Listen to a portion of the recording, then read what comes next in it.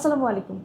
ভাবুন তো, প্রচণ্ড গরম থেকে একটু স্বস্তি পেতে যদি কেউ নদী বা হ্রদে সাঁতার কাটতে যান কিন্তু আর জীবিত না ফেরেন, তাহলে ব্যাপারটা কেমন হয়? ঠিক এমনটাই ঘটেছে জার্মানিতে।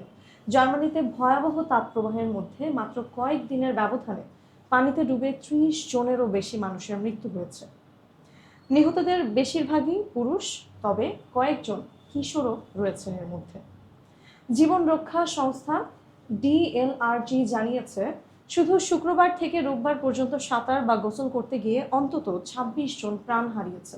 এর আগের দিন অর্থাৎ বৃহস্পতিবারও ঘটে ৭টি প্রাণঘাতী দুর্ঘটনা।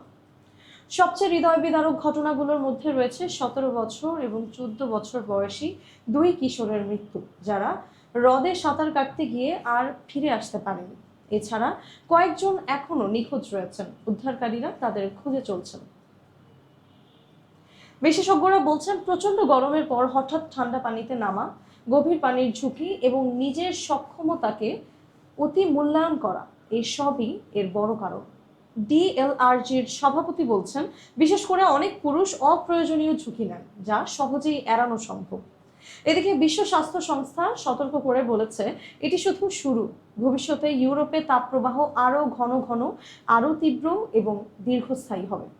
সংস্থাটির তথ্য অনুযায়ী সাম্প্রতিক তাপপ্রবাহে ইউরোপে মাত্র কয়েক সপ্তাহেই ১৩০০ জনের বেশি অতিরিক্ত মৃত্যুর ঘটনা নথিভুক্ত হয়েছে। বিশেষজ্ঞদের পরামর্শ, প্রচণ্ড গরমে কখনোই একা নদী বা হ্রদে সাঁতার কাটতে যাবেন না। গভীর পানি এড়িয়ে চলুন এবং নিজের সামর্থ্যের বাইরে কোনো ঝুঁকি নেবেন না। আপনার কি মনে হয়, বিশ্বজুড়ে বাড়তে থাকা তাপপ্রবাহ কি এখন জলবায়ু পরিবর্তনের সবচেয়ে বড় সতর্ক সংকেত? জানাবেন আমাদের কমেন্ট সেকশনে।